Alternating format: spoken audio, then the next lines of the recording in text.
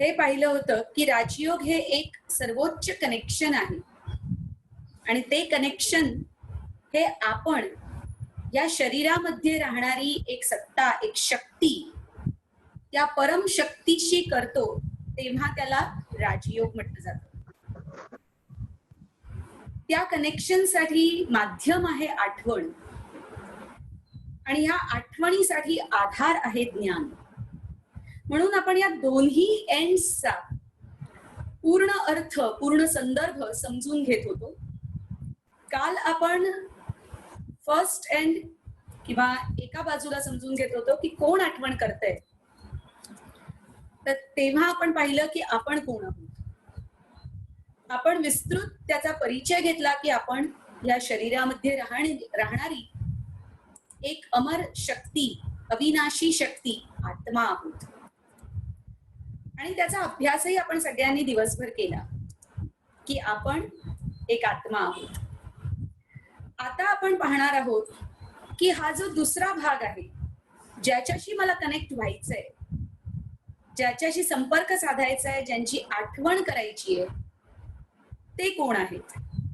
आतापर्यंत अशा अनेक शब्दांनी आपण त्यांना संबोधलं, जसं सर्वोच्च शक्ती आहे, सुप्रीम एनर्जी आहे, किंवा ईश्वर आहे, किंवा ह्या साऱ्या सृष्टीला चालवणारा आहे, परमात्मा आहे.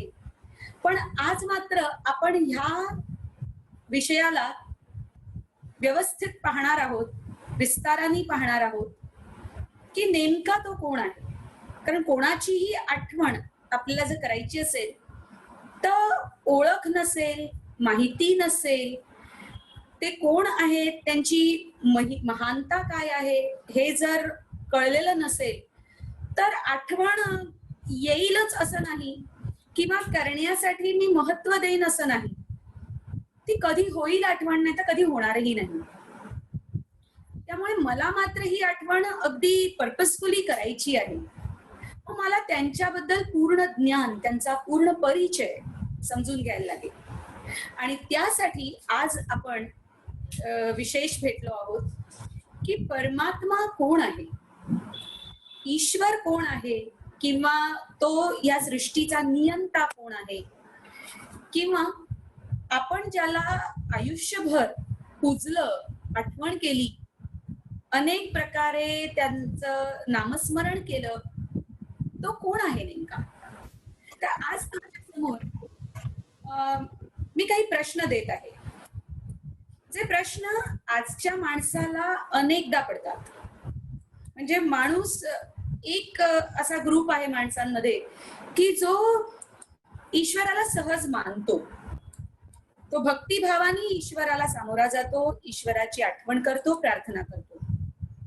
पण एक असा ग्रुप तयार होतोय जो आजच्या परिस्थितीला पाहताना, किंवा अनेक ईश्वराचे विविध स्थान किंवा त्या स्थानांमध्ये घडणाऱ्या विविध प्रक्रिया, विविध घटना त्या पाहताना त्याच्या मनात अनेक प्रश्न येतात. आणि ते प्रश्न जोपर्यंत त्यांना त्याची उत्तरं मिळत नाहीत तोपर्यंत मात्र ईश्वराशी संपर्क साधण्याची इच्छा जागृत होत नाही. म्हणून आज आपण त्या प्रश्नांनाच पहिले घेणार आहोत. पहिला प्रश्न आहे, ईश्वर कोण आहे. मला माहिती पाहिजे की मी ज्याला प्रार्थना करतो, ज्याला आठवण करतो, तो आहे कोण, त्याचं काय महात्म्य आहे. दुसरा प्रश्न आहे की त्याची काय गरज आहे, ईश्वराची मला काय गरज आहे. गरज अशा कारणाने की आपलं सगळ्यांचं आयुष्य व्यवस्थित सुरळीत चालू आहे, सगळं काही वेळच्या वेळेला घडतंय, ऋतुमान सगळं चालू आहे, त्याचबरोबर आपलं जे काही उदरनिर्वाहाचे साधन आहेत ती आपण व्यवस्थित करतो आहोत. मग ईश्वराची गरज कुठे आहे, काय आहे गरज. त्यानंतर तिसरा प्रश्न आहे तो म्हणजे त्याच्याकडून मला काय मिळणार आहे, असं त्याच्याकडे काय आहे जे मला माझ्या आता सांप्रत आयुष्यात ज्याची डेफिशियन्सी आहे आणि ते मला पाहिजे आहे आणि ते त्याच्याकडे मात्र आहे, असं त्याच्याकडे काय आहे. चौथा प्रकार आहे तो म्हणजे नातं. माझं ईश्वराशी काय नातं आहे. आज प्रत्येक माणसाला नातं, रिलेशन हे खूप इम्पॉर्टंट झालंय. त्याचा प्रत्येक मूड हा रिलेशन्स मध्ये घडणाऱ्या घटनांवर डिपेंड करतो. मग त्या अनुसार त्याला आठवण येत राहते. आयदर ही मिस और ही फॉरगेट्स और ही रिमेंबर्स. आठवण येणं, विसरून जाणं किंवा खूप आठवण येणं, या सगळ्या गोष्टी त्याच्यावरच डिपेंड आहेत की माझं रिलेशन काय आहे. मग ईश्वराशी माझं काय नातं आहे, काय संबंध आहे माझा. आणि नंतर एक प्रश्न आहे तो म्हणजे या आयुष्यात या घटनेपर्यंत मला ईश्वराने किंवा आपल्याला ईश्वराने काय दिलंय. या प्रश्नांना जोपर्यंत आपण क्लिअरली समजून नाही घेणार, त्या उत्तरांना आपण ऐकणार नाही, अनुभव नाही करणार, तोपर्यंत ईश्वर कोण आहे, कसा आहे, त्याच्यापर्यंत जाण्याची इच्छाच जागृत होणार नाही. म्हणून आज आपण या प्रश्नांनी सुरुवात केली. आता आपण पाहणार आहोत की आजपर्यंत धार्मिक ठिकाणी किंवा जिथे जिथे श्रद्धास्थानं आहेत तिथे तिथे या चित्रांना, या मूर्तींना आपण पाहतो. आणि या मूर्ती तुम्हाला अगदी म्हणजे आज त्या देवळांना, देवळं बंद आहेत, मंदिरं बंद आहेत, पण तरीही सहज आपल्याला प्रत्येक घरात ही चित्र नक्की हिंदू व्यक्तीच्या घरी दिसतात. आणि आपण म्हणतो हेच ईश्वराची रूप आहेत.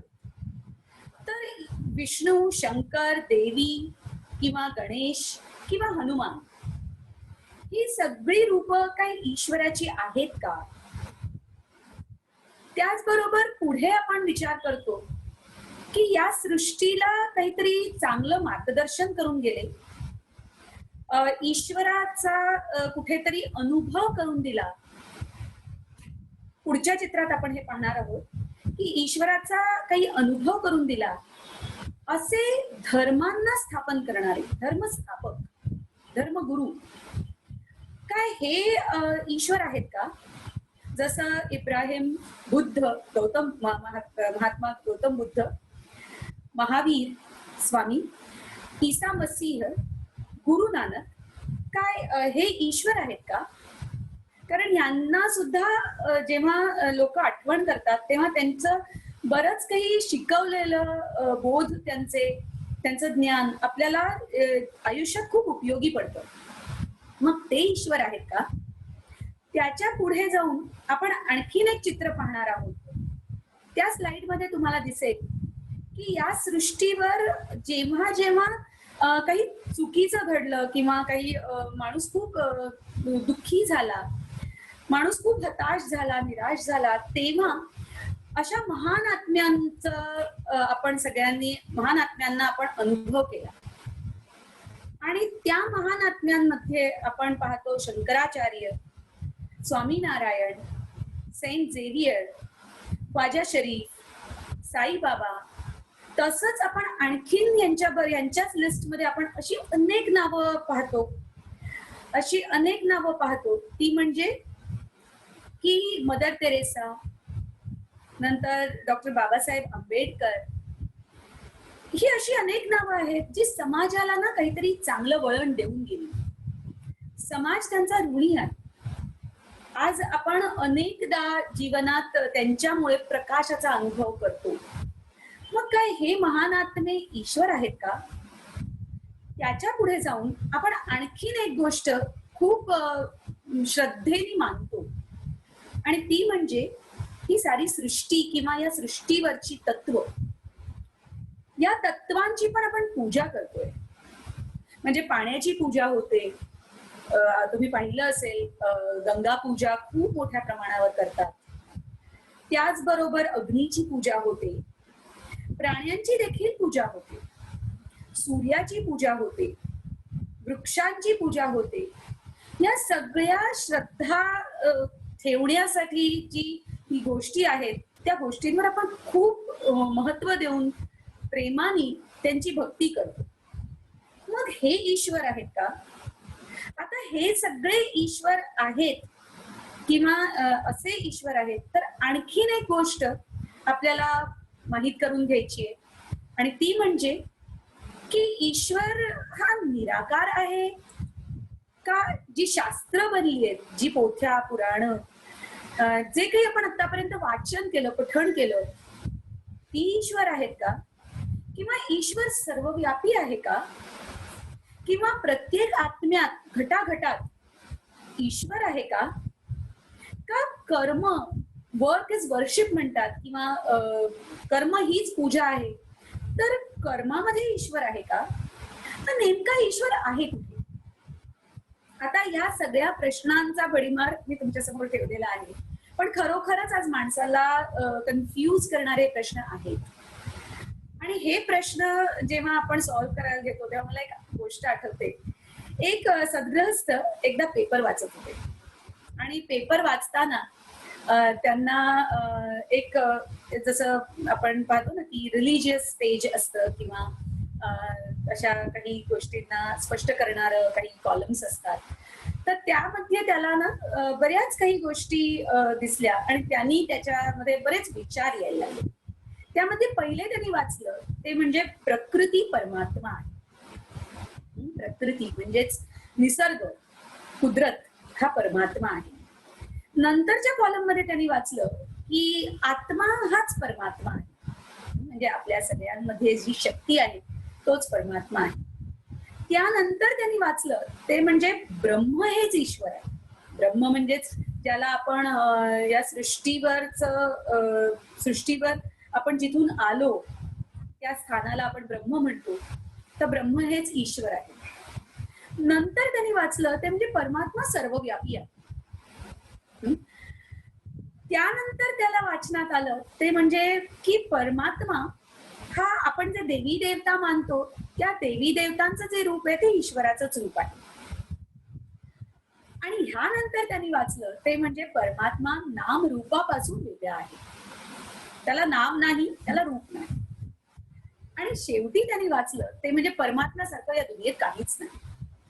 आता जेव्हा या सगळ्या विविध विधानांना किंवा स्टेटमेंट्सना त्यांनी वाचलं तेव्हा त्याच्या मनात बरेच सारे प्रश्न उत्पन्न झाले, कारण ही सगळी स्टेटमेंट्स एकाच दुसऱ्याशी कॉन्ट्रडिक्शन आहे, विरोधाभास आहे. कट करणारं दुसरं स्टेटमेंट आहे. जर आत्माच परमात्मा आहे तर मग परमात्मा नाम रूपापासून वेगळा कसा आहे? किंवा जर ब्रह्म हेच ईश्वर आहे तर मग परमात्मा सर्वव्यापी आहे, म्हणजे या सृष्टीमध्ये तो सामावून आहे, हे कसं आहे? किंवा सगळे इष्ट देवी देवता हे ईश्वराचीच रूप आहेत असं जर आपण म्हटलं, स्वीकार केलं, तर मग परमात्म्यासारखं काहीच नाही आहे हे कसं काय आपण मानायचं? आणि त्यानंतर जाऊन की परमात्मा प्रकृती आहे, निसर्ग आहे, तर मग निसर्गाला तर बऱ्याच गोष्टींमध्ये आपण पाहतो की तो कंट्रोलच्या बाहेर जातो किंवा मर्यादा आहे. तर मग नेमकं याच्यातलं काय खरं? आज खरोखरच असं झालंय की याच्यातलं नेमकं काय खरं? सगळंच खरं म्हणायचं का काहीतरी एक खरं म्हणायचं का सगळंच चुकीचं मिथ्या म्हणायचं? म्हणजे नेमकं आपण कुठच्या तरी निष्कर्षापर्यंत आलं पाहिजे ना. आणि त्यासाठी आपल्याला समजून घ्यायचंय की जर एका निष्कर्षापर्यंत मला यायचंय तर पहिली गोष्ट समजून घ्यायची, हे सगळं काही मिथ्या किंवा निरर्थक किंवा अनर्थ नाहीये. त्याच्यामध्ये काहीतरी पार्श्वभूमी आहे, काहीतरी रहस्य आहे. आणि वेळोवेळी जेव्हा जेव्हा ही स्टेटमेंट दिली गेली तेव्हा तेव्हा त्याच्यासाठी काहीतरी उद्देश होता. म्हणजे हे अगदी निरर्थक नाही, पण ह्याचा समग्र अर्थ, विस्तृत अर्थ मात्र मला वेगळा समजून घ्यावा लागेल. आणि म्हणून एक गोष्ट मला आठवते ती म्हणजे एका हत्तीची, म्हणजे हत्ती आणि काही आंधळी लोक जेव्हा हत्तीला पाहायला जातात की हत्ती काय असतो, कारण खूप अजस्त्र असतो हत्ती. हत्ती खूप मोठा प्राणी आहे किंवा तो खूप शक्तिशाली आहे असं ऐकून असतात, पण ती तिघेही नेत्रहीन किंवा अंध असतात. आणि त्यामुळे त्यांना हे जाणून घ्यायचं असतं की नेमकं काय असतं. आता डायरेक्ट जिवंत हत्तीला तर ते नाही हात लावायला जाऊ शकत, पण त्यांनी त्यांच्या जवळच एक दुकानाच्या बाहेर मोठा हत्ती, त्याची प्रतिमा किंवा त्याचं मूर्ती ठेवलेली होती. आणि म्हणून ते सगळेजण त्या ठिकाणी जातात की आपण हत्तीला पाहूया, आपण त्याला अनुभव करूया कारण पाहणं जरा कठीण आहे, पण तरी अनुभव करूया आणि समजून घेऊया. ते सगळेजण त्या दुकानाच्या बाहेर जातात, जिथे हत्तीची मूर्ती ठेवलेली आहे. अगदी जेवढा नॉर्मल हत्ती असते तेवढीच. आणि एक एक जण त्या मूर्तीला स्पर्श करतो, विविध बाजूंनी स्पर्श करतो. एक जण स्पर्श करतो, तो सोंडेला स्पर्श करतो, आणि जेव्हा तो सोंडेला स्पर्श करतो त्याच्या मनात चटकन नाग येतो किंवा साप येतो, की सापासारखं आहे काहीतरी असं त्याला वाटतं.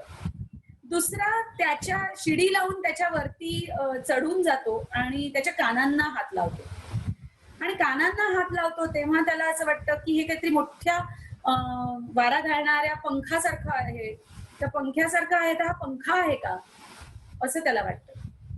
तिसरा जेव्हा त्याला शिडीवरून जाऊन त्याच्या पोटाला स्पर्श करतो तेव्हा त्याला असं वाटतं की ही तर मोठी भिंत आहे, मग ती भिंत आहे का. चौथा त्याच्या शेपटीला हात लावतो, आणि शेपटीला हात लावल्यानंतर त्याला चटकन मनात येतं की हा दोरखंड आहे, मग हा दोरखंड आहे का. पाचवा त्याच्या पायाला हात लावतो, आणि पायाला जेव्हा हात लावतो तेव्हा त्याचा पाय त्याच्या हातात येतच नाही, म्हणून त्याला असं वाटतं की हा काही खांब आहे का.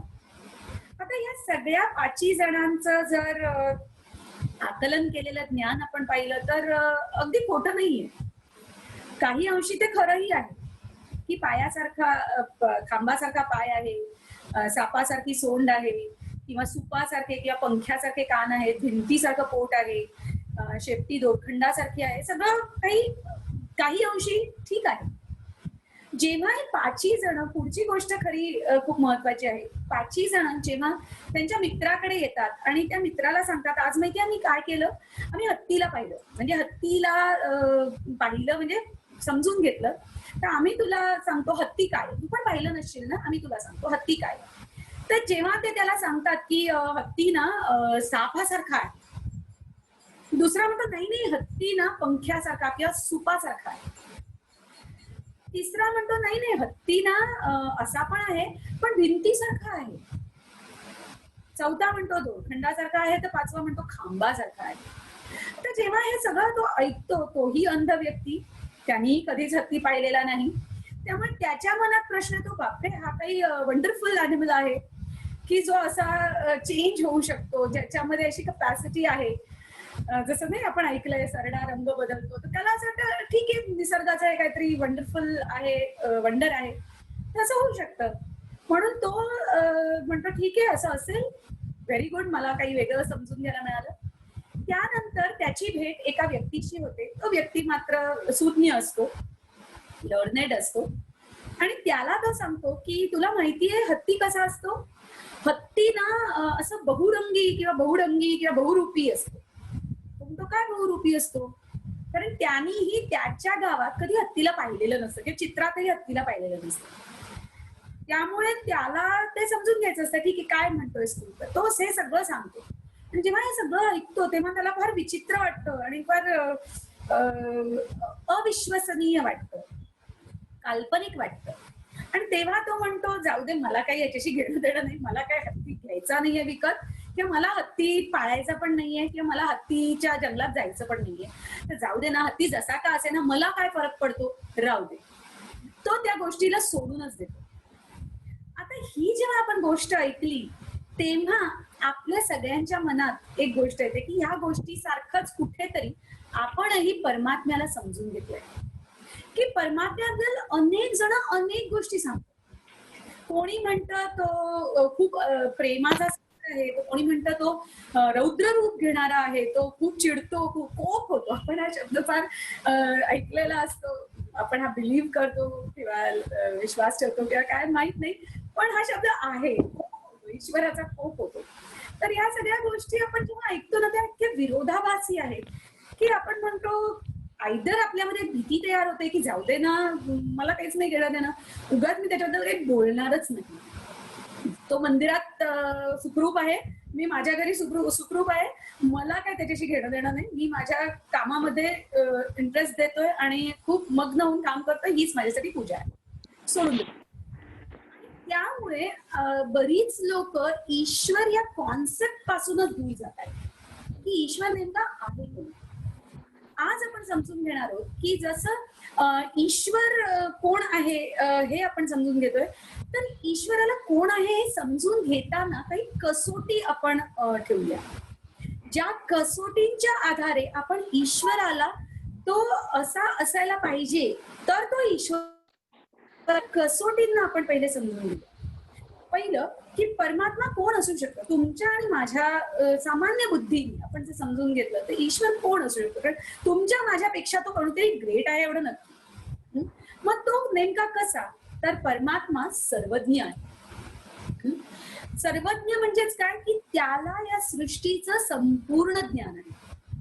त्याला या इहलोकाचं किंवा त्रिलोकाचं किंवा आपण सगळे एक एक व्यक्ती म्हणून सुद्धा आपल्या सगळ्यांचा पास्ट प्रेझेंट फ्युचर सर्व गोष्टींचं ज्ञान, किंवा या पृथ्वीवर घडणाऱ्या अनेक घटना या सगळ्याच ज्ञान, म्हणजे ज्याच्याकडे आज आपण गुगलला असं म्हणतो की गुगलमध्ये सगळं काही आहे, पण किंवा आर्टिफिशियल इंटेलिजन्समुळे आपण बऱ्याच काही प्रश्नांची उत्तरं घेऊ शकतो, सहज मिळवू शकतो. पण त्याचबरोबर ह्या गोष्टींना असं मर्यादा आहेत आणि एकदम फेल होऊन जातात हे आपण सगळ्यांनी अनुभवलेलं आहे.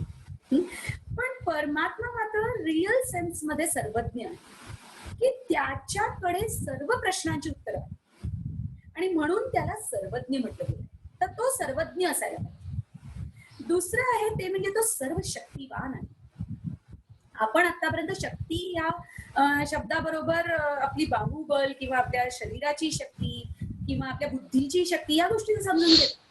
पण सर्व शक्ती म्हणजे स्पिरिच्युअल पॉवर्सनी सुद्धा तो युक्त आहे. सर्व शक्ती त्याचबरोबर तो सर्वोच्च आहे, म्हणजे त्याच्याहून पुढे त्याच्याहून श्रेष्ठ कोणी नाही. एक मला खूप छान ओळ आठवते, लहानपणीच ऐकले, स्वामी तिन्ही जगाचा आई विना भुकेला. मला तेव्हा असं वाटायचं की त्याला आई पाहिजे का.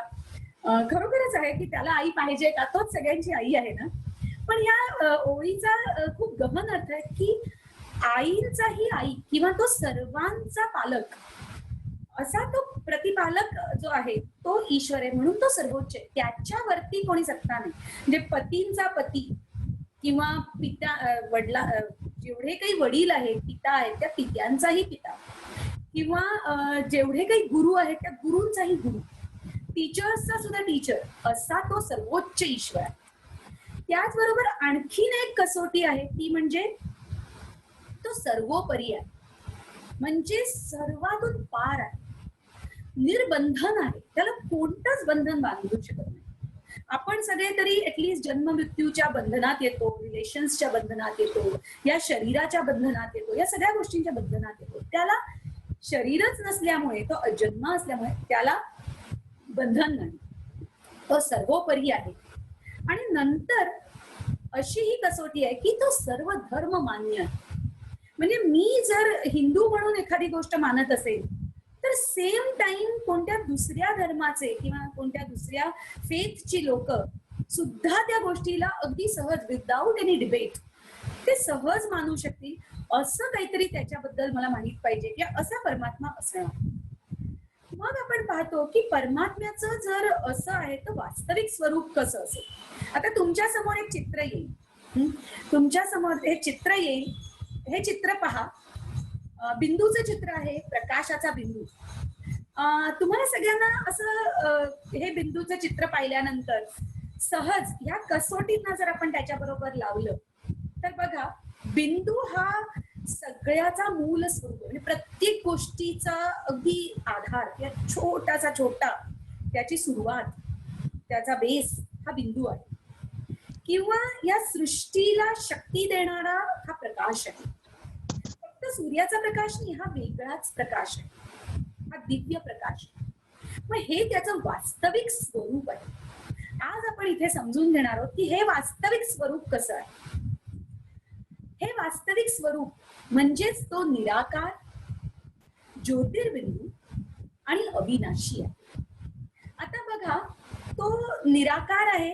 निराकार हा शब्द अशा अर्थाने पण समजून घेऊ शकतो की त्याला काहीच आकार नाही, किंवा जर आपण बिंदूला जर रेफर केलं तर बिंदू हा असं एक जॉमेट्रिकल सिम्बॉल आहे जे शेपलेस आहे. म्हणजे तो आहे, ती एक फिगर आहे, पण त्या फिगरला स्वतःचा असा वेगळा मोठा स्थूल स्वरूपात शेप नाहीये. हा, बिंदूंनी शेप तयार होतो. म्हणजे बिंदूला शेजारी दुसरा बिंदू जर आपण जोडला, तिसरा, चौथा असा जर बिंदू आपण जोडत गेलो तर एक रेखा तयार होते. आणि त्या रेघेबरोबर आपण एक वेगवेगळ्या विविध शेपमध्ये आकृत्या तयार करू शकतो. म्हणजे बिंदूंनी आकार तयार करू शकतो, पण बिंदू हा निराकार आहे. मग खरोखरच परमात्मा हा निराकार आहे. त्याबरोबर तो ज्योतिर्बिंदू आहे.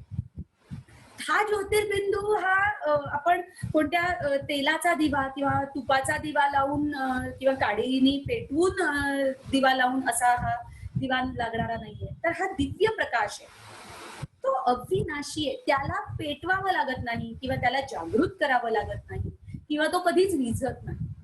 आता ह्याच बरोबर आपण एक सायन्स मध्ये स्टेटमेंट वाचलं होतं, energy is eternal. Energy cannot be created and it cannot be distracted. म्हणजे शक्ती जी आहे, ऊर्जा जी आहे ती त्याचा लयही होत नाही आणि त्याची उत्पत्तीही होत नाही. म्हणूनच ईश्वर ही सुद्धा परम शक्ती, परम ऊर्जा आहे, परम सत्ता आहे. आणि ही शक्ती जी आहे ही सुद्धा अविनाशी आहे. मग आपण पाहणार आहोत ते म्हणजे की ह्या ज्योतिर्बिंदूचं जसं निराकार ज्योतिर्बिंदू किंवा अविनाशी हे जसं स्वरूप आहे, तसं आपल्याकडे हिंदू धर्मात आपण एक लिंग पाहतो किंवा खूप मनापासून पूजा करतो. प्राचीन काळापासून भारतामध्ये या लिंगाची खूप पूजा होती.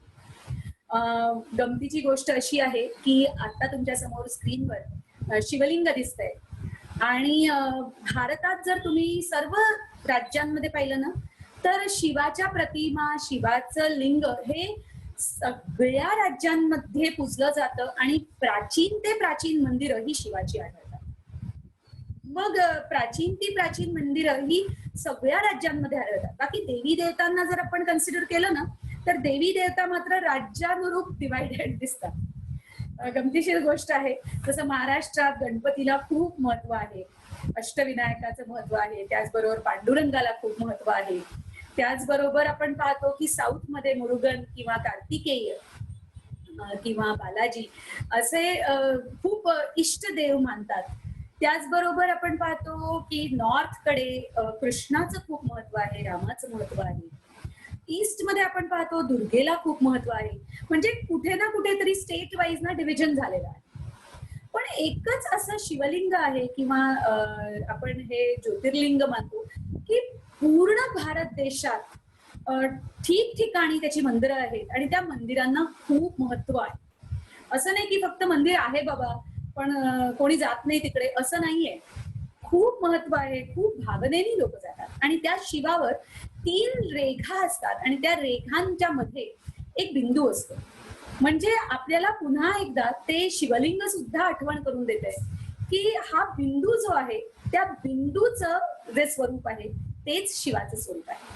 आपण म्हणतो ज्योतिर्लिंग, पण लिंग म्हणजे चिन्ह आणि चिन्ह कोणाचं तर ज्योतीचं. आणि प्रकाशाचं चिन्ह जर आपण पाहायला गेलो ना तर प्रकाशाचं चिन्ह एक छोटासा बिंदू आहे, चमकणारा बिंदू. आणि त्या म्हणजे आपण अगदी ज्योत जरी मेणबत्तीची घेतली, लहान मुलं बराच खेळ करतात, मेणबत्ती पेटवतात लाईट गेले की आणि त्याच्यावर जसं बोट फिरवतात आणि आपण मोठी माणसं त्यांना सांगतो अरे केअरफुल राहा, असं कसं करता तुम्ही, असं चालणार नाही, हात जळेल, चटके लागतील.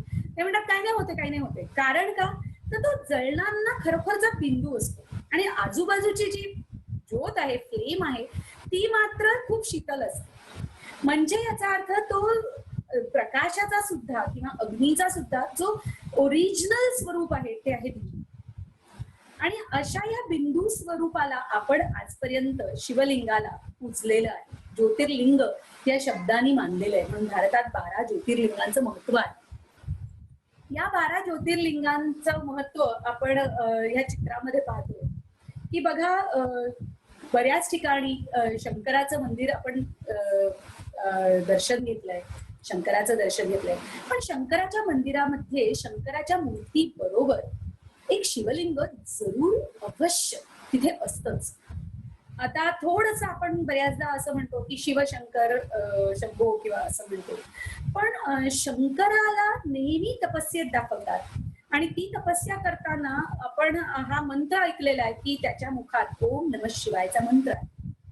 म्हणजेच तो शिवाची पूजा किंवा शिवाची भक्ती किंवा शिवाला मनोभावे आठवण करतो. ओम म्हणजे मी आत्मा, नमः म्हणजे नमस्कार करतो, शिवाय म्हणजे शिवाला. म्हणजे मी आत्मा शिवाला नमस्कार करतो, कारण शिव माझ्यापेक्षा पण श्रेष्ठ, माझाही तो रचयिता आहे. आणि त्यामुळे शंकराला आपण जेव्हा जेव्हा दर्शन घेतलं तेव्हा शंकराच्या त्या अवस्थे बरोबर किंवा त्या तपस्वी मूर्ती बरोबर, ध्यानस्थ मूर्ती बरोबर त्याच्याच समोर शिवलिंगाची स्थापना जरूर असते. त्याचबरोबर आपण पाहिलंय की रामेश्वर मध्ये रामस्य ईश्वर तथा रामेश्वर, म्हणजेच रामाच्या ईश्वराचं ते मंदिर आहे जे साऊथला आपण रामेश्वर मंदिर म्हणून ओळखतो. आता हे रामेश्वर मंदिर हे आपण रामायणातल्या कथेमध्ये पाहिलेलं आहे, ऐकलेलं आहे की रामाने जेव्हा रावणावर स्वारी केली तेव्हा शिवाचं लिंग स्थापन केलं, कारण तो सागर त्या रामाकडून सुद्धा शांत होत नव्हता आणि त्याला रस्ता करून देत नव्हता. तेव्हा त्यांनी स्पष्ट सांगितलं की तू शिवाची आराधना कर, शिवाकडून वरदान घे आणि मग मात्र तू ह्या सागराला पार करू शकशील, तर मग माझा सपोर्ट असेल तुला. म्हणजेच रामापेक्षा पण श्रेष्ठ किंवा रामाला सुद्धा कोणाचं वरदान घ्यावं लागलं तर ते आहे शिवाचं, आणि म्हणून ते मंदिर रामेश्वर मंदिर आपण पाहतो. त्याचबरोबर गोपेश्वर, गोपेश्वर म्हणजेच कृष्णाचा ईश्वर, हाही शिव म्हणून पूजलेला आहे. जिथे गोपेश्वराचं मंदिर आहे तिथे त्या गोपेश्वराच्या मंदिरातून पण आपल्याला हा अर्थ स्पष्ट होतो की कृष्णानेही हे जाणून घेतलं की माझ्यापेक्षा सुद्धा कोणी श्रेष्ठ शक्ती आहे तर ती आहे शिव. त्याचबरोबर आपण पाहतो की सोमनाथ मंदिर आहे, म्हणजेच सोमनाथ, आपण सोरटी सोमनाथाचं दर्शन घेतो, खूप प्राचीन ते प्राचीन मंदिर मानतात, अनेकदा त्याच्यावर स्वाऱ्या झाल्या असंही आपण इतिहासात वाचलेलं आहे, पण तरीही ते आज मंदिर आहे आणि तेवढंच त्याच्यातून शक्ती आपल्याला जाणवते किंवा त्याच्यामध्ये एक दिव्यता आहे. मग हे सोमनाथाचं मंदिर, सोमनाथ हे नावही आपल्याला स्पष्ट करतं की सोमरस देणारा तो सोमनाथ. त्याचबरोबर अमरनाथ, की जो अमर आत्म्याचं ज्ञान देणारा अमरनाथ, हे सुद्धा शिवाचं मंदिर आहे. पशुपतीनाथ, आपल्या सर्व चराचर सृष्टीचा जो नाथ आहे तो पशुपतीनाथ, नेपाळमध्ये त्याचंही 12 ज्योतिर्लिंगांमध्ये त्याची गणना होते. तर अशा रीतीने या सगळ्या हिंदू धर्मांमध्ये जेवढी मंदिरं आहेत त्यामध्ये आपण निराकार ज्योतिर्लिंग मानतो. याचबरोबर आपण एक गोष्ट जी इस्लाम धर्मात पाहतो, विशेष महत्वाची आपण मानूया इथे, की तिथेही जे अल्लाला ते आठवण करतात किंवा अल्लाला जेव्हा पूजतात, भक्ती करतात, तेव्हा ते नूरे इलाही म्हणतात. आणि नूरे इलाहीला जेव्हा ती हजची यात्रा करतात तर हजची यात्रा नूरे इलाहीला कबूल करून देण्यासाठी ते विशेष त्याची करुणा भागतात. म्हणजेच काय, तर तिथेही जे विशेष महत्वाचं मानलं गेलंय किंवा ज्याची खूप साधना केली जाते तो नूर आहे. आणि नूर म्हणजे पुन्हा बिंदू, प्रकाशाचा नूर, रोशनीचा नूर. मग आपण पाहतो की ते गौतम बुद्ध, ज्या गौतम बुद्धांना एवढ्या राजाच्या घरात जन्म झाला, सर्व वैभव होतं, पण तरीही 3 अशी सत्य त्यांनी पाहिली या सृष्टीमध्ये आणि त्यानंतर त्यांना वैराग्य आलं. ते वैराग्य येणार आहे ते त्याच्या वडिलांना माहिती होतं, भविष्य माहिती होतं, म्हणून त्यांना इतकं वैभवात ठेवलं होतं, इतकं दुःखापासून अलिप्त ठेवलं होतं. तरीही शेवट असंच घडलं की त्यांना ती दुःखाची कारणं किंवा त्या सिच्युएशन्सना सामोरं जावं लागलं किंवा ते गेले आणि त्यानंतर त्यांना सत्याचं वैराग्य आलं आणि त्यांनी सगळं काही सोडलं आणि सत्याचा शोध घेण्यासाठी एक वेगळी यात्रा आरंभली. म्हणजे आपण पाहू की भगवान, बुद्धांना सुद्धा काही जण भगवान म्हणतात, पण जर ते स्वतः भगवान असते तर त्यांना शोधायची गरज नव्हती, त्यांना साधना करण्याची गरज नव्हती, ते स्वतःमध्येच कम्प्लीट परिपूर्ण असते. मग आपण पाहतोय की महावीर स्वामी यांच्याकडे सुद्धा 24 तीर्थंकर यांना आपण अनेक मंदिरांमधून पाहिलंय, मग त्यांचं दर्शन घेतलंय.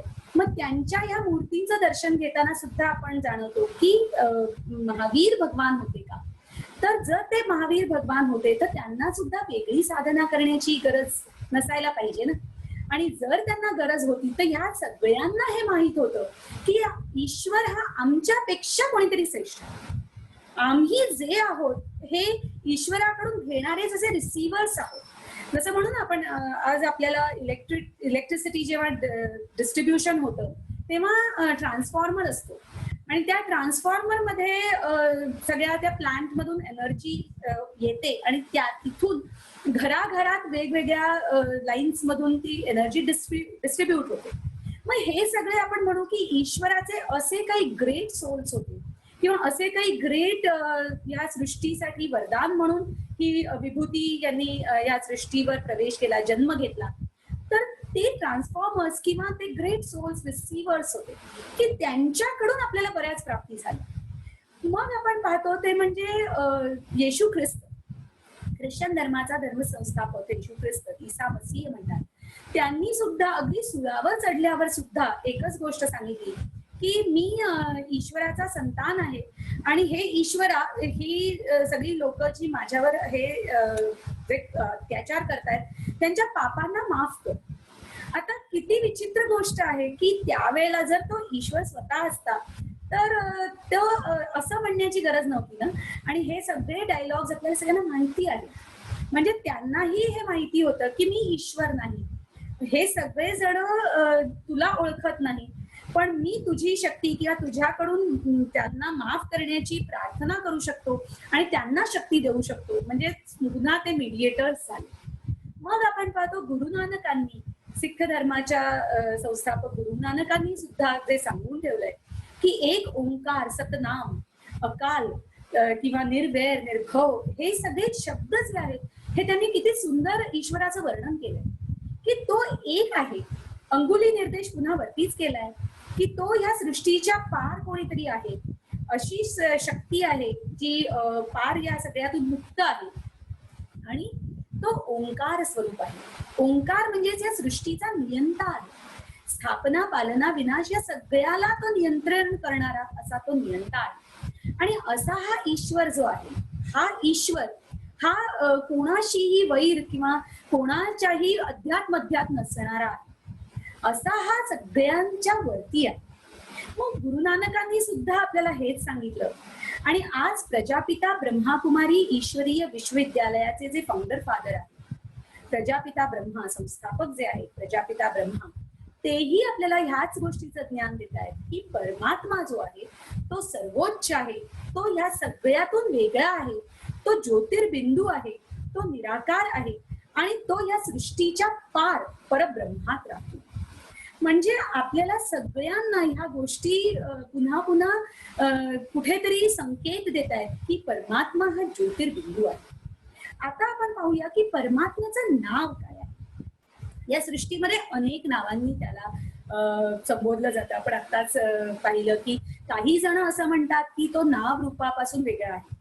पण गमतीशीर गोष्ट आहे की एकीकडे असं म्हटलं जातं आणि एकीकडे म्हटलं जातं की त्याची तर सहस्त्र किंवा अगणित नावं आहेत. मग त्यापैकी ही मुख्यत्वे जी ऐकिवात येतात ती नावं आपण पाहतोय. त्याला यहोवा म्हटलं जातं, त्याला गॉड फादर म्हटलं जातं, त्याला अल्लाह म्हटलं जातं, त्याला ओंकार म्हटलं जातं, एक ओंकार म्हटलं जातं, त्याला खुदा, ईश्वर, भगवान, एल शदाई या सगळ्या नावांनी या सृष्टीच्या कानाकोपऱ्यात कुठे ना कुठेतरी या सगळ्या या वेगवेगळ्या नावांनी त्याला नक्की आठवण केली जाते. मग या नावांबरोबर आपण आज पाहतोय ते म्हणजे की परमात्म्याचं नाव, हे परमात्म्याचं नाव एक असा शब्द आहे जो शब्द फक्त व्यक्तिविशेषशी जोडलेला आहे असं नाही. कारण का की आपण अशा अनेक लोकांना भेटलोय ज्यांची नावं अमुक एक आहे. म्हणजे जसं एखाद्याचं नाव लक्ष्मी आहे पण बिचारी खूप गरिबीत दिवस काढते, नाव मात्र लक्ष्मी. आपण नाव सोनूबाई आणि हाती कतलाचा बाळा असं म्हणतो. किंवा नाव आहे शांती आणि बिचारी खूप दुखी आणि अशांत राहते. किंवा कोणाचं नाव आपण ऐकतो की खूप छान खुशी, किती छान छान वेगळी नावं ऐकतो, पण ती खूप दुःखात राहते, खूप डिस्टर्ब असते. हे सगळं आपण पाहतो. म्हणजे नावाबरोबर त्याची विशेषता किंवा त्याचा स्वभाव नाही जुळते. ईश्वराचं नाव असं असलं पाहिजे की त्याची सगळी कर्तव्य त्याच्यात आली पाहिजे. आता आपण पाहूया की जो शब्द इथे आपण स्क्रीनवर पाहतोय, परमात्म्याचं नाव शिव. आता शिव नाव, या शिव नावामध्ये बऱ्याच गोष्टी सामावलेल्या आहेत. हे फक्त व्यक्तीचं म्हणजे एका वस्तूचं किंवा एका चलित व्यक्तीचं नाव आहे असं नाही, तर त्यामध्ये त्याचा अर्थ, त्याचं कर्तव्य, त्याचं सर्व काही, त्याचं रूप, त्याचा स्वभाव सर्व काही सामावलेलं आहे. शिव या शब्दाचा संस्कृतमध्ये अर्थ आहे बिंदू किंवा शून्य. शिव या शब्दाचा अर्थ आहे बीज. शिव या शब्दाचा अर्थ आहे कल्याणकारी. शिव या शब्दाचा अर्थ आहे शुभकारी आणि मंगलकारी. बिंदू, बीज, शुभकारी, मंगलकारी, कल्याणकारी या सगळ्या अर्थांना सामावून घेणारा हा एकमेव शब्द आहे. एकातच सगळं सामावलेलं आहे आणि तो म्हणजे शिव. परमात्म्याचं नाव आहे शिव. शिव, ज्याला सदाशिव आपण म्हणतो, की जे आपण आता वर्णन ऐकलं ते असं नाही की कधी कधी आहे. म्हणजे मी कधी कधी लक्ष्मी नाव असून कधी कधी श्रीमंतीचा अनुभव करीन आणि कधी कधी एकदम बँक्रप्सी मध्ये जाईन किंवा दिवाळं निघू शकेल, काहीच नाही माझ्या हातात असं असू शकेल. पण परमात्म्याचा जो अर्थ आहे तो सदा, सदा कल्याणकारी, सदा शिव, सदा मंगलकारी, हा असा सदाशिव आहे. मग ह्या शिवाच्या काय विशेषता आहे, त्याचे ऍट्रिब्यूट्स काय आहे? आपण सगळेजण आठवण करतो ईश्वराची, विविध उद्देशाने आठवण करतो.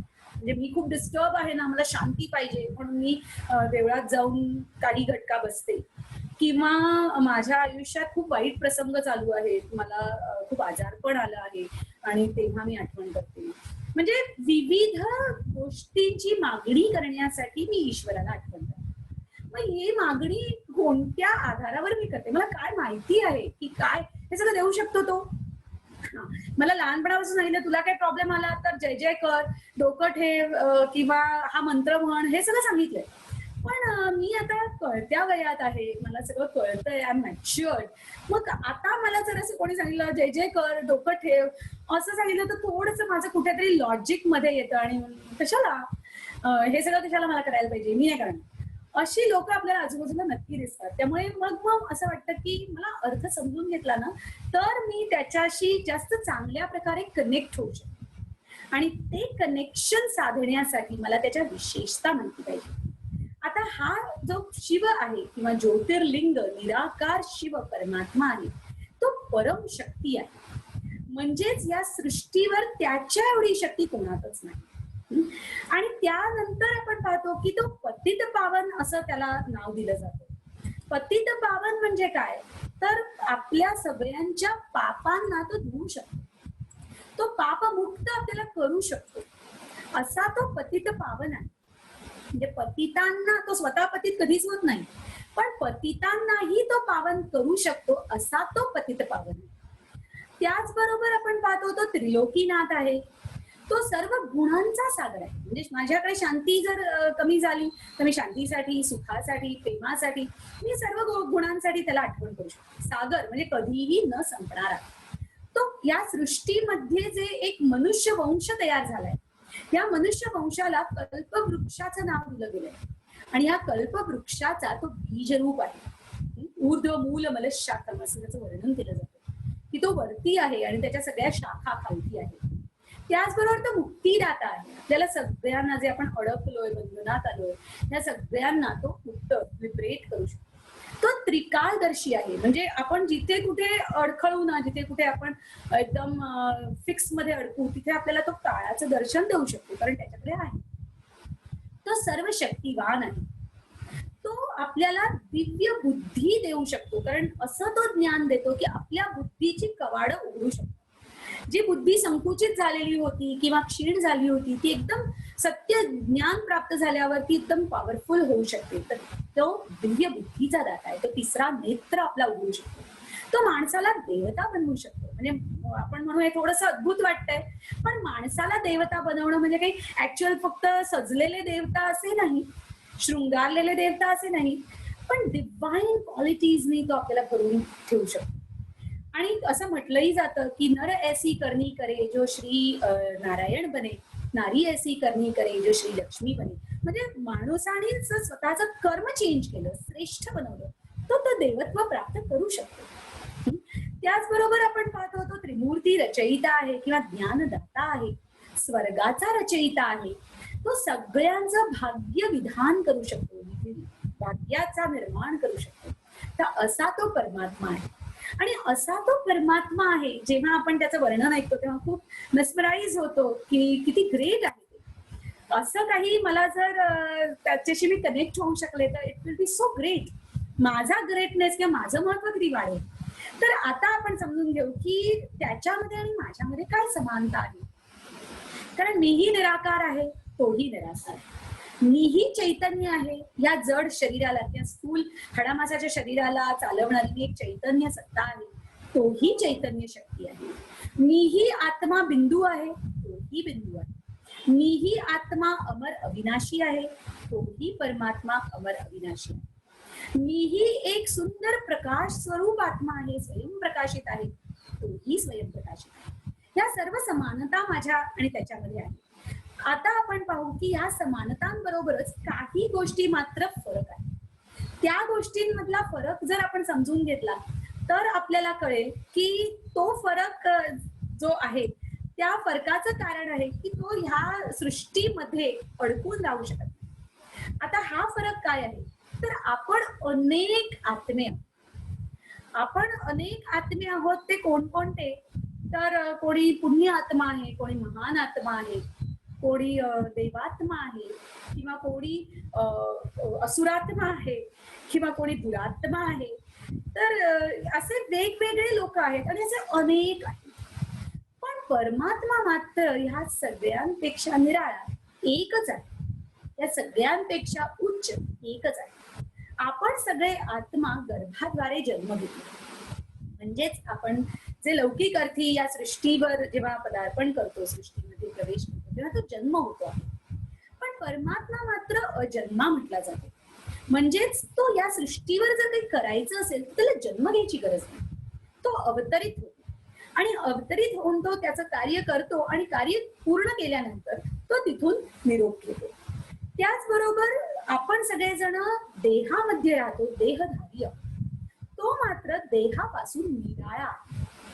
तो देहामध्ये येत नाही किंवा त्याचा कोणता देह नाही, म्हणून त्याला विदेह म्हटलं जातं किंवा त्याला ह्या देह किंवा शरीर याच्यापासून वेगळा अशरीरी म्हटलं जातं. तर असा तो देहापासून निराळा आहे. आपण सगळेजण कर्मामध्ये येतो आणि कर्माचा परिणाम भोगतो, म्हणून आपण सगळे भोगी आहोत. या भोगण्यासाठी चांगलं सुद्धा भोगतो, वाईटही भोगतो. तर त्या सगळ्या परिणामांना आपल्याला पाहावंच लागतं. तो मात्र या सृष्टीवर येऊन इंडिपेंडेंटली स्वतः शरीर घेऊन, स्वतःचं शरीर घेऊन कधीही कोणतं कर्म करत नाही, कारण त्याला शरीर घेणं त्याच्यामध्ये नाही. तर तो अभोक्ता आहे. तो म्हणून त्याला एक शब्द म्हटलं जातं की करता करविता आहे. तो काही गोष्टी करतो पण काही गोष्टी मात्र करवून घेतो. आपल्याला तो मीडियम बनवतो किंवा आपल्याला तो त्याच्यासाठी हँड्स बनवतो आणि आपल्याकडून करून घेतो. त्याचबरोबर तो जन्म मरणाच्या चक्रात नाही येत आणि आपण सगळे मात्र जन्म मरणाच्या चक्रात बांधलेलो आहोत. म्हणजेच आपण या जन्मात आलो, या जन्माला पूर्ण केलं, तर या जन्माला पूर्ण केल्यानंतर आपण डायरेक्ट वरती नाही जाऊ शकत. तर आपल्याला पुनर्जन्म पण घ्यावा लागतो, कारण कर्माचा सिद्धांत आपल्याला फॉलो करावा लागतो. या बंधनात आपल्याला अडकावं लागतं. आणि जेव्हा आपण या चक्रात अडकलेलो आहोत तेव्हा आपण बऱ्याच सगळ्या रिलेशन्सच्या चक्रात पण अडकलो, आपल्या शरीराच्या धर्मामध्ये पण अडकलेलो आहोत की याला काही मर्यादा आहेत, या मर्यादांना पालन केलंच पाहिजे मला. तो मात्र ह्या सगळ्यांपेक्षा पार आहे. मग परमात्मा जो आहे तो असं आहे का की हे अंतर आपल्याला पार करणं शक्य आहे आणि आपण परमात्मा बनू शकतो? जसं तर मग परमात्मा हा आपल्यासारखा कॉमन होऊन जाईल. परमात्मा कोणतं पद आहे का? परमात्मा काही डिग्री आहे का? किंवा परमात्मा उपाधी आहे का? नाही. परमात्मा कोणतंही पद नाही, परमात्मा कोणतीही डिग्री नाही किंवा परमात्मा कोणतीही उपाधी नाही. परमात्म्याचे आपण सगळे वंशज आहोत, आपण वंश आहोत. आत्मा परमात्म्याचा वंश आहे, अंश नाही, वंश आहे.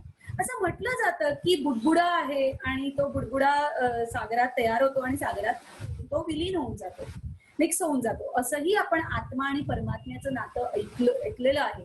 पण खरं सांगायचं तर आपण सगळेजण त्याच्या मध्ये कधीच मिक्स होऊ शकत नाही किंवा विलीन होऊ शकत नाही, कारण आपण दोघेही अमर अविनाशी आहोत. म्हणजे आपल्या सगळ्यांचं जे स्वरूप आहे ते एटर्नल, शाश्वत आहे, त्याला अंत नाही. आणि जर त्याला अंत नाही तर आपण अंश पण नाही आणि आपण बुडबुडा होऊन सागरात मिक्स पण होऊ शकत नाही. मग आत्म्याची तुलना परमात्म्यासोबत कधीच केली जाऊ शकत नाही. आत्मा हा परमात्मा नाही होऊ शकत. परमात्मा हा एक वेगळीच शक्ती आहे आणि ती शक्ती सर्वोपरी आहे. सर्वोपरी असल्यामुळे आपण सगळेजण त्या शक्तीला होणं हे इम्पॉसिबल अनुभव करतो. का? त्याचं आणखीन एक कारण आहे. आपल्याला सगळ्यांना जर कोणी देव म्हणून मूर्तीमध्ये स्थापन व्हायला सांगितलं की काही तासांसाठी तुम्ही देव बना आणि मंदिरात स्थापन व्हा, मंदिरात अनेक लोक येतील आणि त्या अनेक लोकांना पाहताना सुद्धा एकदम डिटॅच राहा, तर आपल्यामध्ये बऱ्याच काही भावनांना आपण पाहू की अरे बापरे, ह्याला असं झालं, त्याला तसं झालं, असं कसं झालं, असा अन्याय कसा होतोय, अशा अनेक गोष्टी आपल्यामध्ये वादळ तयार करतील. म्हणूनच आपण पाहतो की आत्मा हा जितका त्याच्या गुणांमध्ये डेफिशियन्सी अनुभव करतो, त्या गुणांमध्ये तो फुल अनुभव करतो, त्याप्रमाणे तो वागत जातो, त्याप्रमाणे तो शरीराद्वारे कर्म करत जातो. आणि परमात्मा मात्र हे सगळ्यांपासून पार आहे. आपण पुढच्या चित्रात पाहणार आहोत की परमात्मा काय ब्रह्मतत्व आहे. परमात्मा हा ब्रह्मतत्व असेल तर घर म्हणजे ब्रह्मतत्व हे तत्व शब्दच असा आहे की ते ब्रह्म हे 6वं महतत्व आहे. 5 तत्वांची ही दुनिया आणि ह्या दुनियेच्या पलीकडे पार परब्रह्म आहे. त्याला आपण ब्रह्मतत्व किंवा ब्रह्म महतत्व म्हणतो. आणि ब्रह्म महतत्व जिथून आपण सगळेजण आलो आणि तिथे आपल्याला परत जायचंय. मग जिथून आपण आलो तिथे परत जायचंय, तर ते स्थान हे परमात्मा असू शकतं का? कोणतंही स्थान त्या स्थानामध्ये राहणाऱ्या व्यक्तीला नाही अनुभव करून देऊ शकत. त्या स्थानामध्ये त्या व्यक्तीचे व्हायब्रेशन्स, त्याचे गुण किंवा त्याच्या काही त्याच्या प्रकंपनांना आपण अनुभव करू शकतो, पण तो व्यक्ती मात्र वेगळा आहे. मग परमात्मा हे स्थानही नाही. मग परमात्मा ज्याला आपण आतापर्यंत मानायचो ब्रह्मतत्व आहे आणि ब्रह्मामध्ये लीन होण्यासाठी बरेच जण तपस्या करायचे, तर खरं म्हणजे आपल्याला असं लीन होता येणार नाही, कारण आपण आत्मा आहोत. पण आपल्याला त्या व्हायब्रेशन्सना मात्र नक्की घेता येईल. आपल्याला त्या स्थानापर्यंत विहार करता येईल, त्या स्थानापर्यंत पोहोचता येईल आणि तिथे राहून आपण त्या शक्तींना अनुभव करू शकतो, पण त्याच्याकडून काही शक्ती ग्रहण करू शकतो. मग परमात्मा आहे तो ब्रह्म हे सुद्धा परमात्मा नाही, तर मग परमात्मा आहे कुठे? तर परमात्मा आहे जिथे आहे. काही जण असंही म्हणतात ना की परमात्मा कण कण मध्ये, चराचरात किंवा पानापानात व्याप्त आहे आणि सर्व व्यापी आहे. आपल्याला खूप हे ग्रेट वाटतं की खरंच असं काहीतरी ग्रेट आहे परमात्मा, की जो सगळ्यात धरून आहे. पण जर असा तो सगळ्यात धरून असता तर थोडासा आपण बॅक ऑफ द माइंड थोडासा विचार करायला आपल्याला प्रेरणा देऊया की जर तो असा असता तर त्याची पूजा करण्यासाठी आपण वेगळं स्थान कशाला निवडलं असतं, किंवा त्याची पूजा करण्यासाठी आपण सारा संसार परित्याग करून काही जण संन्यास घेतात, त्याला आठवण करतात आणि त्याच्यासारखं बनायला, तर हे सगळं काय गरज होती का? जर आपल्या सगळ्यांमध्ये आहे तर मग वेगळं काही करायची काय गरज आहे? किंवा एखादा आजारी व्यक्ती आपण पाहतो, त्या आजारी व्यक्तीला डॉक्टर म्हणतात की तुम्हाला मी सगळं औषधं वगैरे दिली आहेत, पण आता सगळं परमात्म्याच्या हातात आहे. त्यांचं जे काही स्वास्थ्य आहे त्याला परमात्म्याला आठवण करायचं शास्त्र वाचन केली जातात. म्हणजे परमात्मा हा त्या बिमार व्यक्तीमध्ये आहे, आजारी व्यक्तीमध्ये आहे का, की ज्याला स्वतःला ठीक नाही करता येते? किंवा परमात्मा, काही जण असंही म्हणतात की परमात्मा नाहीच आहे, म्हणजे परमात्मा कुठेच नाहीये. पण परमात्मा कुठेच नाहीये हेही म्हणणं तेवढं ठीक आहे का? का? कारण परमात्मा जर नसतात तर त्याच्याबद्दल शब्द, त्याच्याबद्दल बोलणं, त्याच्याबद्दल एवढे परिसंवाद, त्याच्याबद्दल एवढे डिबेट्स किंवा त्याच्याबद्दल एवढी चर्चासत्र ही सुद्धा घडली नसती. म्हणजे जिथे कोणी आहे तिथे धूळ नक्की निघणार, पण परमात्मा जो आहे त्याची ही सृष्टी रचना आहे आणि त्यामुळे त्यांनी जी निर्माण केलेली सृष्टी आहे त्या सृष्टीमध्ये त्याचे गुण, त्याचे ऍट्रिब्यूट्स आपण जे ठिकठिकाणी पाहतो. म्हणजे एखादी व्यक्ती खूप प्रेमळ असते किंवा ही सृष्टी खूप देणारी आहे, आपल्याला खूप त्याची मदत होते, जीवन जगण्यासाठी प्रत्येक तत्व आपल्याला मदत करतं, पूरक ठरतं, म्हणजे त्याचे गुण इथे सगळीकडे दिसत आहेत. पण तो मात्र नाही असंही नाही म्हणता येणार आणि तो सगळीकडे व्याप्त आहे असंही नाही म्हणता येणार. त्याचे गुण आपल्याला सगळीकडे दिसतात. आता ह्या चित्रात, ह्या स्क्रीनवर आपण पाहतोय की परमात्मा जे अत्याचार करतात त्या अत्याचार करणाऱ्यांमध्ये आहे का अत्याचार भोगणाऱ्यांमध्ये आहे? तो इतका निर्दय आहे का तो इतका हतबल आहे की त्याला दुसरं काहीच करता येत नाही? मग ह्यामध्ये पण परमात्मा नाही. आज आपल्याला जेव्हा आपण न्यूज ऐकली की आज कितीतरी जण डिप्रेशनमुळे आत्महत्या करतायत, कारण बरीच आहेत, त्याच्यावर चर्चा बऱ्याच होत आहेत, पण खरं सांगायचं तर जर त्यांच्यामध्ये परमात्मा असता तर त्या मोमेंटला जेव्हा त्यांना खरोखर आत्महत्या करायची इच्छा होती तेव्हा त्यांना परमात्मा सावध नाही करणार का? त्यांना त्याच्यापासून दूर परावृत्त नाही करणार का? जर परमात्मा त्यांच्यामध्ये असेल तर ते असं काही कार्य कसं बरं करतील? मग परमात्मा त्यांच्यामध्ये सुद्धा कसा असू शकेल? मग आपण पाहतो की परमात्मा हा प्राण्यांमध्ये आहे का? जी चराचर सृष्टी आहे त्यांच्यामध्ये आहे का? जे मूक प्राणी आहेत भले ते आपल्यापेक्षा जास्त निष्पाप असतील पण तरीही परमात्मा त्यांच्यामध्ये सुद्धा नाही.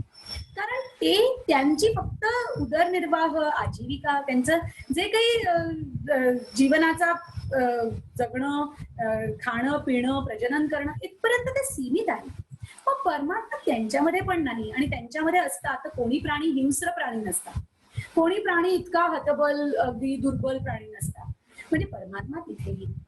मग परमात्मा सर्वव्यापी नाही.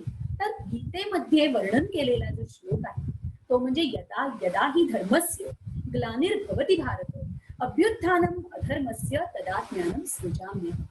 म्हणजे जेव्हा जेव्हा भारतात धर्माची ग्लानी होते, धर्माची ग्लानी इन द सेन्स की माणूस स्वतःची जी श्रेष्ठ अवस्था आहे, स्वतःचा जो श्रेष्ठ स्वभाव आहे, गुणस्वरूप स्वभाव आहे, तो स्वभाव सोडून अधर्म करायला लागतो, गुणांना आचरणात आणायला लागतो, त्याला आपण म्हणू की जिथे धर्माची ग्लानी. भले धर्म नावासाठी बरेच आहे पण त्या धर्मांवर चालणारे फारच थोडे आहे आणि त्यामुळे अवकळा लागलेली आहे आणि म्हणून धर्माच्या कारणांनी आज युद्ध होत.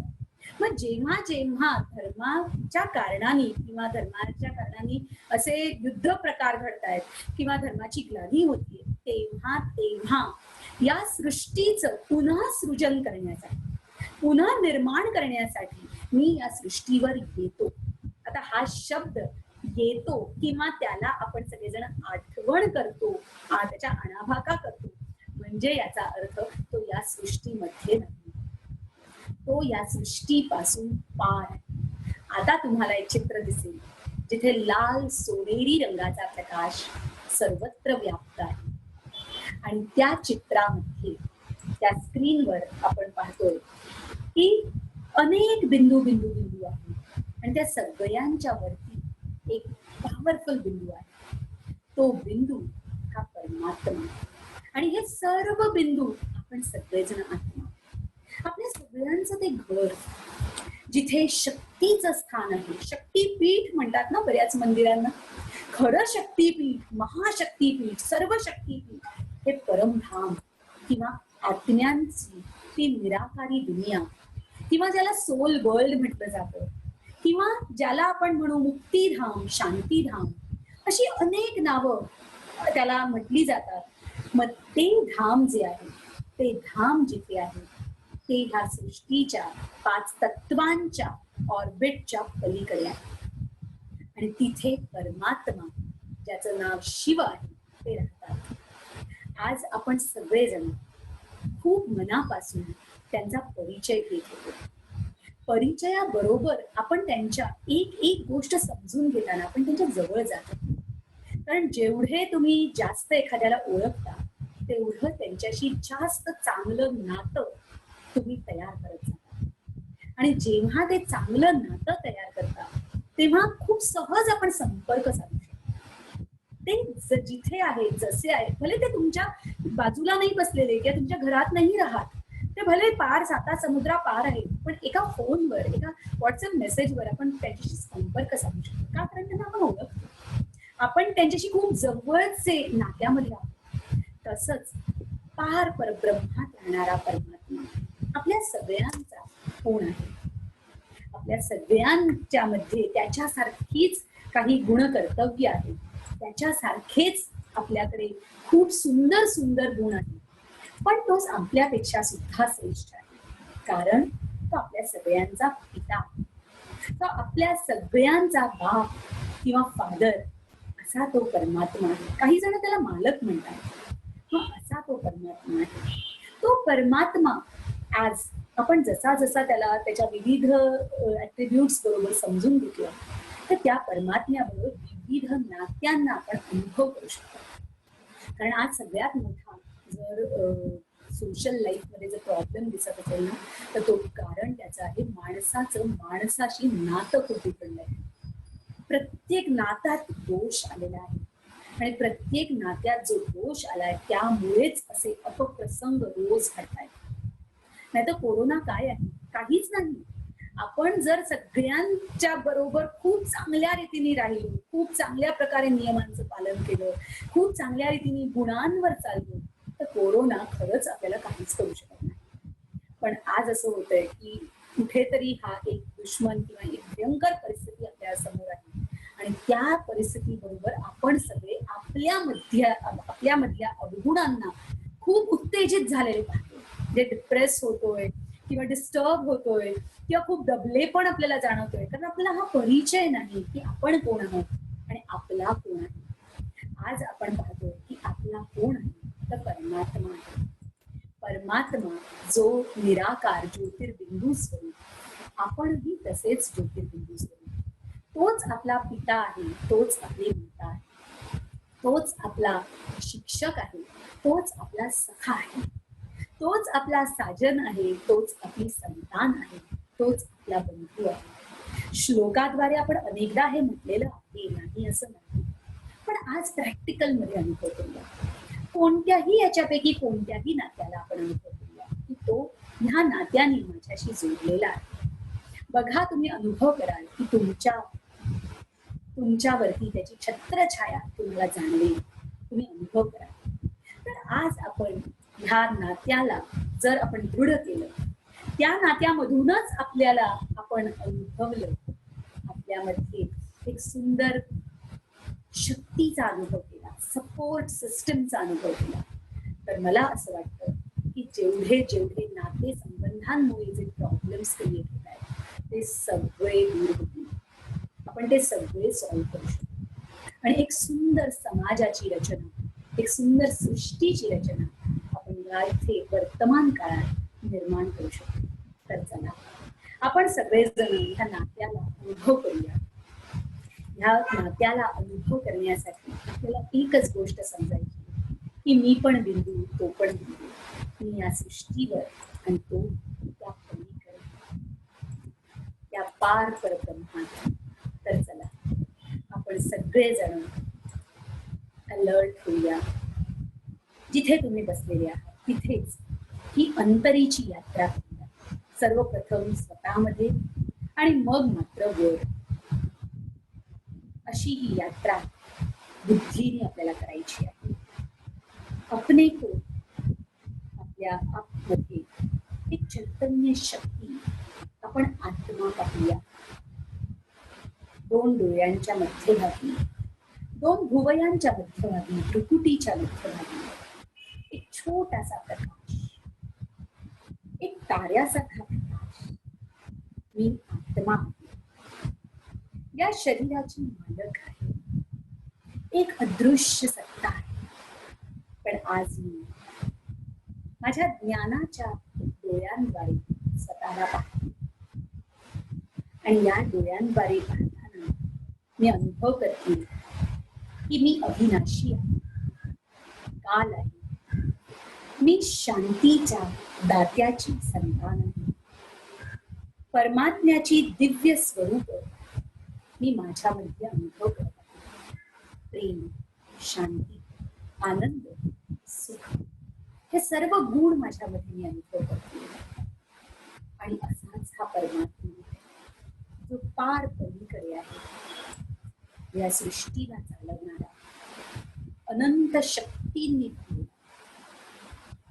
त्या सृष्टीमध्ये जेवढं काही घडत आहे त्या सगळ्याला नियंत्रण करणारा असा तो फार परमात्मा आहे. आपल्या सगळ्यांचा रचयिता आहे, गुणांचा सागर आहे. आपण अनुभव करूया की त्यामध्ये अनेक प्रकाशाचे किरण निर्माण होत आहेत. एक छोटासा बिंदू, जसा मी आत्मा तसाच तो परमात्मा आहे. आणि तो परम आत्मा हा आपण सगळेजण अनुभव करतो. या सृष्टीमध्ये राहून त्याची किरण मात्र माझ्यापर्यंत येत आहे.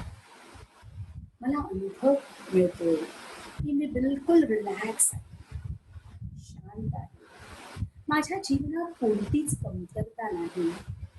तोच माझी माता आहे, तोच माझा पिता आहे, तोच माझा दोस्त आहे, तोच माझा सखा आहे, तोच माझा टीचर आहे, तोच माझा गुरु आहे. असा हा साथी, असा हा फ्रेंड आज माझ्या बरोबर आहे. मी अनेकदा आठवणीमध्ये अनेक लोकांना आठवण केली, अनेक प्रसंगांना आठवण केली. आणि त्या आठवणींमुळे मी तसा मूड अनुभवला. आजपासून मी एक संकल्प करते की मी माझ्या मन बुद्धीने हा माझ्या रचयिताला, शिव परमात्म्याला, त्या निराकार ज्योतिर्बिंदू ईश्वराला मनपूर्वक आठवण करेन. कधीच विसरणार नाही. आज मला त्याचा परिचय मिळाला. अनेकदा मी त्याला शोधलं, खूप भटकले, खूप त्याच्यासाठी सोपस्कार केले. आज मला त्याचा परिचय मिळाला. मला मनातून खूप संतुष्ट अनुभव होतो, खूप खुशीचा अनुभव होतो. तो परमात्मा त्याच्या सर्व शक्तींनी माझ्या बरोबर आहे. त्या सर्व शक्ती माझ्यावर त्या किरणांद्वारे पसरतात आणि त्याचा संपर्क त्या किरणांमधून करतो. खूप सुंदर संबंध जोडला गेलाय. मी हा माझा संबंध माझ्या जीवनात, माझ्या आयुष्यात प्रत्येक ठिकाणी नक्की प्रॅक्टिकल मध्ये अनुभव करेन. प्रॅक्टिकल मध्ये मी माझ्या बरोबर त्याची छत्रछाया अनुभव करेन. असा हा परमात्मा माझ्यासाठी आज जीवनाचा साथी होतो. सुखदाता, शांतीदाता, सुखाचा सागर, शांतीचा सागर हा माझा रचयिता आहे आणि मी त्याची दिव्य संतान. म्हणून प्रेमाने मी त्याला बाबा म्हणते. मी आत्मा त्याची अलौकिक दिव्य संतान आणि तो माझा परमपिता. म्हणून या ठिकाणी आपण सगळेजण एक विश्व परिवाराचा अनुभव करतोय. मी त्या ईश्वराची संतान आणि तो माझा पिता. त्याच्यामधले सर्व गुण माझ्यामध्ये सहज अनुभव करता येतात आणि खूप निश्चिंत, खूप शक्तिशाली, सुरक्षित अनुभव करते. या शरीराला शक्ती देणारी मी आत्मा अत्यंत प्रकाशित, अत्यंत तेजस्वी. मनापासून आज मी त्याचे आभार व्यक्त करते. ओम शांती.